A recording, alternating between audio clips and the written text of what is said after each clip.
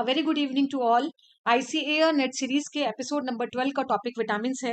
Vitamin are organic compounds required in the diet in small amounts to perform specific biological functions for normal maintenance of optimum growth and health of the organisms. Hopkins ने essential nutrients जो natural food में मिलते हैं उनको accessory factors कहा, और फंक ने जो है इसका नाम विटामिन दिया। As you all know, vitamins are classified into two groups: fat soluble vitamins and water soluble. Fat soluble vitamin A, retinol; D, cholecalciferol; K, phyloquinones and manoquinones; vitamin E, tocopherol. Water soluble B complex and non B complex, that is ascorbic acid and vitamin C. Then B complex को further divide किया haematopoietic में folic acid vitamin B9, vitamin B12, cyanocobalamin, energy releasing thiamine vitamin B1, riboflavin vitamin B2, niacin vitamin B3, biotin vitamin B7, pyridoxine vitamin B6 and pantothenic acid vitamin B5. So let's start. Vitamin A is stored in the body mainly in here answer is option B, liver, जहाँ पे जो retinol asters, retinyl palmitate और retinyl asters के form में ये store होता है। और इससे पहले हम केमिस्ट्री देखनी होगी विटामिन ए की। तो retinol, retinal and retinoic acids are regarded as vitamers of vitamin A. Retinol alcohol है, रेटिनल एल्डिहाइड है, रेटिनोइक एसिड एसिड है। तीनों के अंदर एक बीटा आयोनोन रिंग होती है और इसका जो प्रिकर्सर होता है या प्रो विटामिन ए जिसको कहते हैं वो बीटा कैरोटीन होता है। Next, beta carotene, the precursor of vitamin A, is oxidatively cleaved by. Here answer is option A, beta carotene dioxygenase. So carotenes are hydrolyzed by beta carotene 1515 dioxygenase of intestinal cells to release 2 moles of retinol, which is reduced to retinol. तो यहाँ पर answer हो जाएगा beta carotene डाइऑक्सीजनेस। और presence होती है यहाँ पर मॉलिक्यूलर ऑक्सीजन की और पाइल सॉल्ट्स की। Carr Price reaction is used to detect, here answer is vitamin A. तो सीरम विटामिन ए ऐसे जो है वो कार-प्राइस रिएक्शन से होता है। देन हम फैट सोल्यूबल विटामिन की बात करते हैं तो फंक्शंस क्या हैं। सबसे पहले हम विटामिन ए को देखते हैं। विटामिन ए का फंक्शन विजन में है, जो रोडोप्सिन साइकिल और वाइल्ड विजुअल साइकिल के थ्रू देखते हैं हम। कलर विजन में है। Then proper growth and differentiation, reproduction and maintenance of epithelial cell. Deficiency disease की बात करें तो night blindness, xerophthalmia, keratinisation of skin, then white spots जो कॉर्निया में होता है। फिर विटामिन डी की बात करते हैं तो absorption and maintenance of calcium. Vitamin D3 जो है एनिमल में कॉलीकैल्सिफेरॉल जिसको कहते हैं, अर्गोकैल्सिफेरॉल प्लांट्स में मिलता है और ये रेगुलेट करता है कैल्शियम फास्फोरस कंसंट्रेशन को प्लाज्मा की। देन डिजीज है डेफिशिएंसी डिजीज चिल्ड्रन के अंदर रिकेट्स, ऑस्टियोमलेशिया एडल्ट्स में। विटामिन ई टोकोफेरॉल एंटीऑक्सीडेंट की तरह काम में आता है। Muscular dystrophy and neurological dysfunctions जो है इसकी डेफिशिएंसी डिजीज है। विटामिन के बहुत इंपॉर्टेंट रोल प्ले करता है ब्लड क्लॉटिंग में, और इसकी डेफिशिएंसी में इंक्रीज ब्लड क्लॉटिंग टाइम हो जाता है और हेमोरेजिक डिजीज कॉज करता है। देन अगर वाटर सोल्यूबल विटामिन की बात करें तो B1 beriberi, peripheral nerve damage हो जाता है। B2 cheilosis, vitamin B3 niacin pellagra जिसको हम 4T डिजीज भी सिंड्रोम भी कहते हैं, जिसमें कि dermatitis, then diarrhoea, then dementia and death होता है। Then next vitamin B5 pantothenic acid जिसका डेफिशिएंसी डिजीज जो होती है वो होती है burning feet syndrome. And then vitamin B6 convulsion, 7 depression, hair loss, muscle pain. And vitamin B9 folic acid बहुत इंपॉर्टेंट है, मेगालोब्लास्टिक एनीमिया, और इसकी डेफिशिएंसी से मैक्रोसाइटिक एनीमिया होता है। And vitamin B12 cyanocobalamin pernicious anaemia होता है इसकी डेफिशिएंसी से। और विटामिन C एस्कॉर्बिक एसिड, इसकी डेफिशिएंसी से स्कर्वी और ब्लीडिंग गम्स होते हैं। The most potent biological active vitamin D metabolite is, बहुत इंपॉर्टेंट क्वेश्चन है। विटामिन बी जो डी होता है इसको हम सनशाइन विटामिन भी कहते हैं, विटामिन डी। और ये इसका जो D2 है वो अर्गोकैल्सिफेरॉल मिलता है प्लांट्स में, और D3 कॉलीकैल्सिफेरॉल जो एनिमल्स में मिलता है हमें। और ये जो है प्रोविटामिन की तरह एक्ट करते हैं, कॉलीकैल्सिफेरॉल, अर्गोकैल्सिफेरॉल।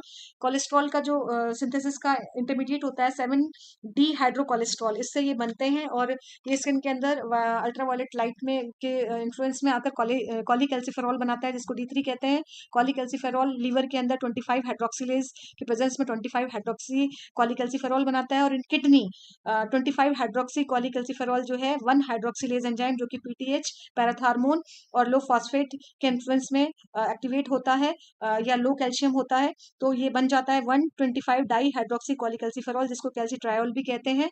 और यही most potent biologically active form होती है विटामिन डी की, और इसमें 3 OH होते हैं, इसलिए कैल्सिट्रायोल कहलाता है। इसके रिसेप्टर्स जो है कैल्सिट्रायोल के, ये साइटोसोलिक रिसेप्टर्स होते हैं, उससे बाइंड होता है। ये फंक्शन क्या होता है कैल्सिट्रायोल का? ये बोन कैल्शियम मोबिलाइजेशन को इंक्रीज करता है, इंटेस्टाइनल कैल्शियम एब्जॉर्प्शन को इंक्रीज करता है, और रिनल कैल्शियम एब्जॉर्प्शन को इंक्रीज करता है, जिससे ओवरऑल प्लाज्मा कैल्शियम की कंसंट्रेशन बढ़ जाती है। विटामिन ई प्रोटेक्ट्स, बहुत इंपॉर्टेंट क्वेश्चन है। विटामिन ई जो अल्फा टोकोफेरोल होता है, मोस्ट एक्टिव फॉर्म होती है, इसको एंटी स्टेरिलिटी विटामिन या vitamin in search of disease भी कहते हैं। विटामिन ई जो है वो रिप्रोडक्शन में बहुत इंपॉर्टेंट रोल प्ले करता है। It is closely associated with reproductive function, prevent sterility and साथ में पॉली अनसैचुरेटेड फैटी एसिड को प्रोटेक्शन करता है परिऑक्सीडेशन से। विटामिन ए और कैरोटीन्स का प्रोटेक्शन करता है ऑक्सीडेशन से, lung tissue against atmospheric pollutants. तो ये hair answer is option D, all of these. ये तीनों काम करता है विटामिन ई। और साथ में हमें याद रखना होगा कि जो सेलेनियम एलिमेंट है वो इसके सिनर्जिस्टिकली काम करता है, यानी कि एंटी जो ऑक्सीडेंट है उसी की तरह काम करता है, क्योंकि ये ग्लूटाथियोन पेरोक्सीडेज का जो एलिमेंट होता है इसका, ग्लूटाथियोन पेरोक्सीडेज का। एंड सेलेनियम जो है वो हेल्प करता है विटामिन ई को इसके फंक्शंस के लिए। Then next, vitamin K is involved in post-translational modification of blood clotting factors by acting as a cofactor for the enzyme carboxylase. तो यहाँ पे हमें ध्यान रखना होगा, बहुत इंपॉर्टेंट बात है कि ब्लड क्लॉटिंग में काम में आता है एंजाइम है कार्बोक्सिलेज। तो एक जितने भी वाटर सोल्यूबल एंजाइम्स होते हैं वो तो सब काम करते हैं को एंजाइम्स की तरह, लेकिन सिर्फ विटामिन के जो फैट सोल्यूबल है वो काम करता है को एंजाइम की तरह। और कैसे काम करता है? तो सबसे पहले हम स्ट्रक्चर देखते हैं। K1 फाइलोक्विनोन जो है प्लांट्स में होता है, K2 मेनाक्विनोन जो है इंटेस्टाइनल बैक्टीरिया और found in animals. Vitamin K3 जो है मेनाडायोन, ये सिंथेटिक होता है, वाटर सोल्यूबल होता है। और ये जो है ये नेफ्थाक्विनोन डेरिवेटिव्स होते हैं।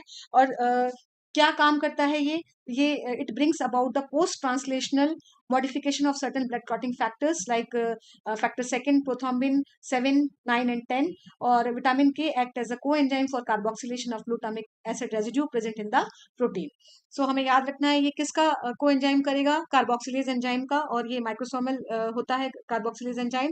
So vitamin K is involved in post translational modification of the blood clotting factor by acting as a cofactor for the enzyme carboxylase.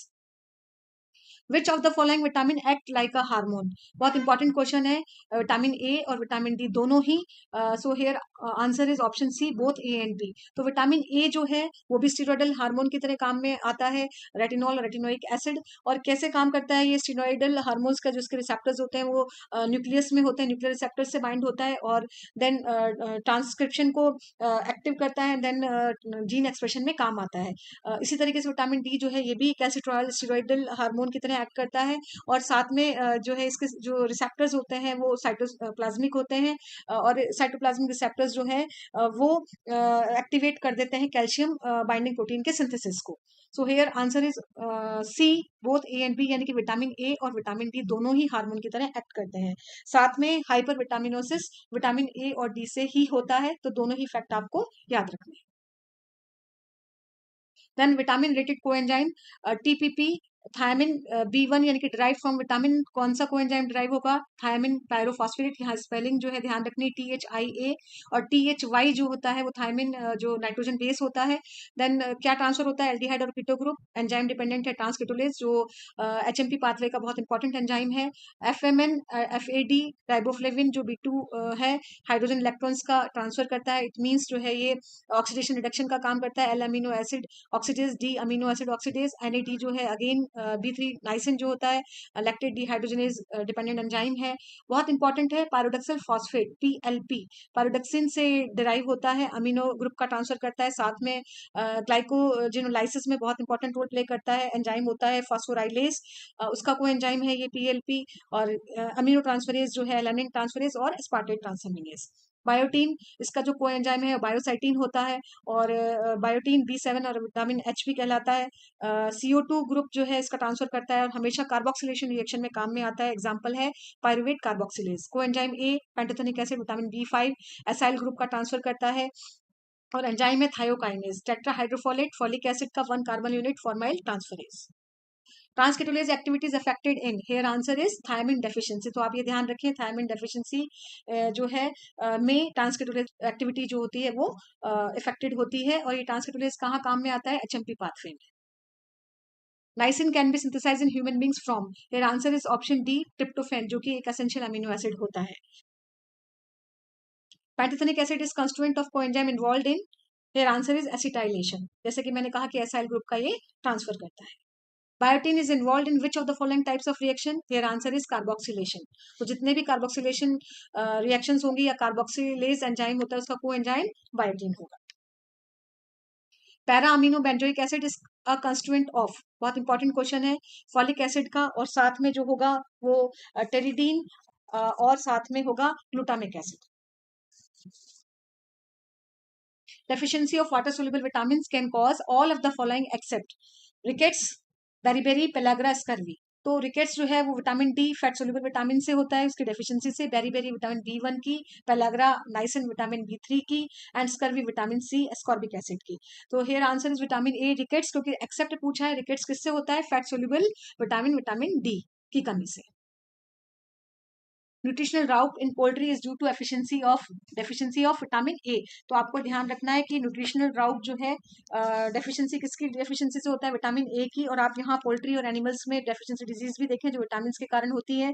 तो मैं पोल्ट्री में पहले आपको बता देती हूँ, रेटिनॉल से न्यूट्रिशनल राउट, डी से रिकेट्स, ई से encephalomalacia crazy chick disease, K से subcutaneous haemorrhagic blemish, then thiamine से पॉलीन्यूराइटिस, बहुत important, star gazing, vitamin B two riboflavin से कल टॉय पैरालिसिस और क्लब डाउन कंडीशन, बी6 से हाइपर एक्साइटेबिलिटी, बी12 से पर्निशियस एनीमिया, फोलिसिन FH4 से मैक्रोसाइटिक एनीमिया, एंड बी3 से चिक डर्मेटाइटिस, देन बायोटिन से क्रैक्ड फीट, एंड कोलिन से पेरोसिस, स्लिप टेंडन डिजीज जिसे कहते हैं।